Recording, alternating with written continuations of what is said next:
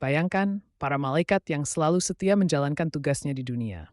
Malaikat maut yang mencabut nyawa, malaikat rakib dan atid yang mencatat amal baik dan buruk selalu sibuk tanpa henti. Namun, sebuah kisah dari tafsir menyebutkan, di hari kiamat nanti, mereka akan menghadapi sesuatu yang tak terduga. Tugas mereka akan selesai. Malaikat maut tak lagi mencabut nyawa karena semua sudah dibangkitkan. Malaikat pencatat pun berhenti mencatat karena segala amal telah terungkap. Ada rasa haru dan takut kehilangan pekerjaan itu, karena selama ini mereka hidup untuk menjalankan perintah Allah.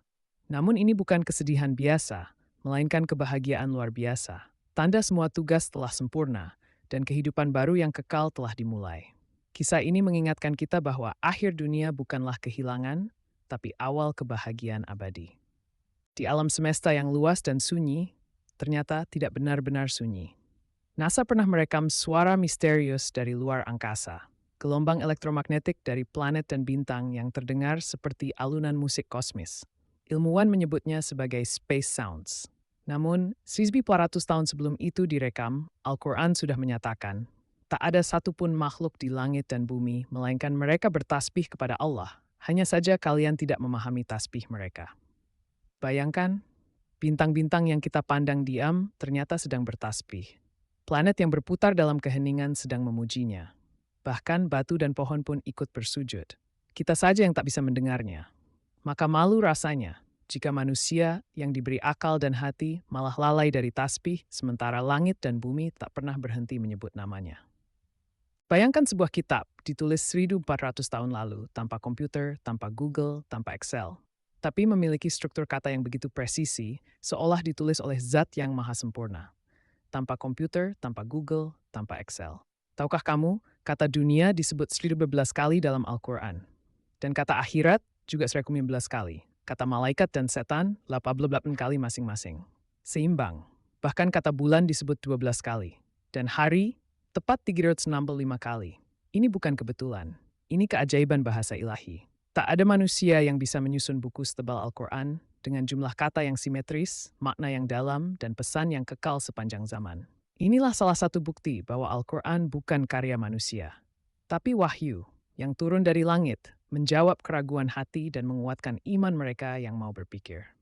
Ada sebuah misteri yang membuat ilmuwan dan peziarah takjub. Langit di atas Ka'bah konon berbeda dari langit di tempat lain. Beberapa peneliti mencatat area udara di atas Ka'bah seperti ruang kosong. Burung jarang sekali terbang tepat di atasnya. Bahkan pesawat pun menghindari jalur langsung di atas Ka'bah. Fenomena ini belum sepenuhnya bisa dijelaskan ilmu pengetahuan modern. Di sisi lain, dalam Islam, Ka'bah adalah rumah Allah yang paling suci. Tempat di mana malaikat turun, doa-doa dikabulkan, dan rahmat mengalir tanpa henti. Apakah ini pertanda kemuliaan luar biasa? Bahwa Allah menjaga tempat suci ini dengan cara yang tak terlihat manusia? Ada sebuah riwayat bahwa Ka'bah pernah melayang secara spiritual sebagai tanda kemuliaannya. Keajaiban seperti ini membuat kita semakin yakin, Ka'bah bukan sekadar bangunan, tapi pusat spiritualitas dunia. Ketika kita tidur, apa yang sebenarnya terjadi pada ruh kita? Al-Quran memberi jawaban yang luar biasa. Allah memegang jiwa ketika mati dan memegang jiwa ketika tidur. Saat kita terlelap, ruh kita sebenarnya sedang dipegang oleh Allah. Ini bukan kematian sesungguhnya, tapi kematian kecil. Sejenak ruh kita terpisah dari tubuh, diberi istirahat, dan dijaga dengan penuh kasih. Inilah sebabnya mimpi datang. Sebagian dari ruh kita sedang berada di alam lain, memberi sinyal dan pelajaran lewat mimpi. Tidur juga jadi waktu kita untuk menyegarkan jiwa dan tubuh, agar bangun dengan tenang dan siap menjalani hari. Maka, setiap kali kita tidur, ingatlah, ruh kita ada di tangan Allah, terjaga dari segala bahaya.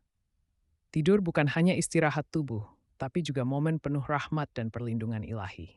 Rasulullah adalah manusia paling kuat dalam iman, tapi juga paling lembut dalam hati.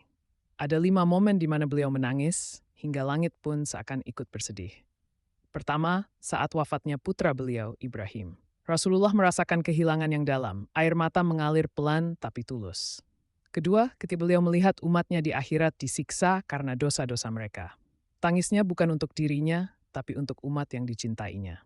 Ketiga, saat menerima wahyu yang berat, seperti surat At-Tahrim, beliau menangis karena beban tugas dan tanggung jawab besar.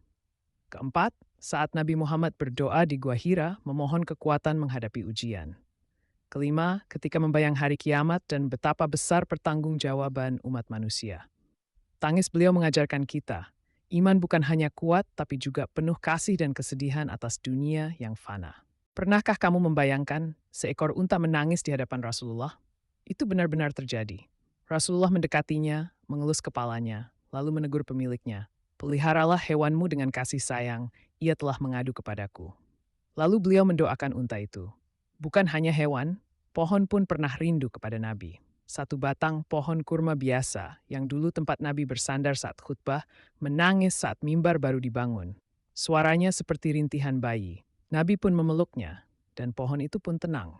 Pernah juga kerikil kecil bersuara tasbih di tangan Nabi. Pasir pun ikut bersaksi bahwa beliau adalah utusan Allah. Semua itu bukan dongeng. Itu tanda bahwa dalam Islam, makhluk hidup bukan benda mati. Mereka punya jiwa, perasaan, dan hubungan dengan Sang Pencipta. Dan Nabi kita mengajarkan bahwa cinta sejati tak mengenal spesies. Para nabi bukan hanya sosok suci tanpa rasa, mereka juga manusia penuh perasaan dan keraguan. Ada doa-doa mereka yang jarang diketahui, tapi sangat mengajarkan kita tentang kemanusiaan dan keimanan. Nabi Musa misalnya pernah berdoa, "Ya Tuhanku, lapangkanlah dadaku." Ini bukan doa biasa. Itu permohonan agar hatinya kuat menghadapi ujian berat dan tugas besar. Nabi Nuh pun pernah protes kepada Allah, "Wahai Tuhanku, jangan biarkan orang-orang yang zalim itu tetap di bumi." Doa ini menunjukkan betapa beratnya perjuangan dakwah dan bagaimana beliau merasakan kepedihan mendalam. Doa-doa ini mengajarkan kita bahwa Nabi juga manusia yang punya rasa takut, sedih, dan harapan. Mereka berjuang, mereka berdoa, dan mereka tetap bergantung pada rahmat Allah.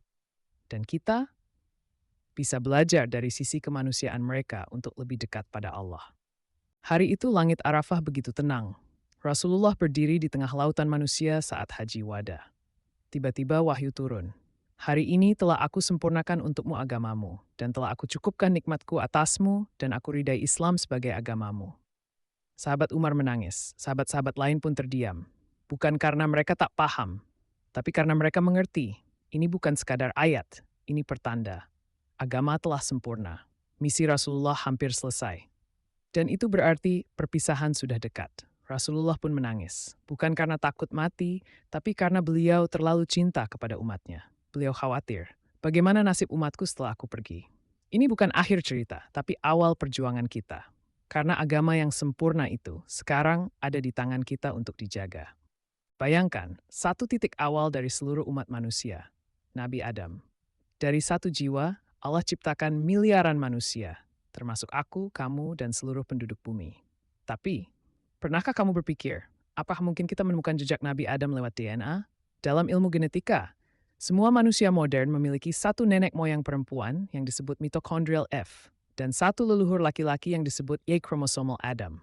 Mereka hidup ribuan tahun lalu, dan para ilmuwan menyebut mereka adalah asal genetika seluruh manusia. Tapi Al-Quran telah menyatakan itu sejak 1400 tahun lalu. Wahai manusia, bertakwalah kepada Tuhanmu yang menciptakan kamu dari satu jiwa. Ilmu baru mengejar, tapi wahyu sudah lebih dulu menjawab. Jejak Nabi Adam mungkin tak bisa diuji lewat laboratorium. Tapi fitrah kita, ruh kita, sudah membawa gen spiritual, warisan langsung dari surga. Dan itu tak akan pernah bisa dipalsukan.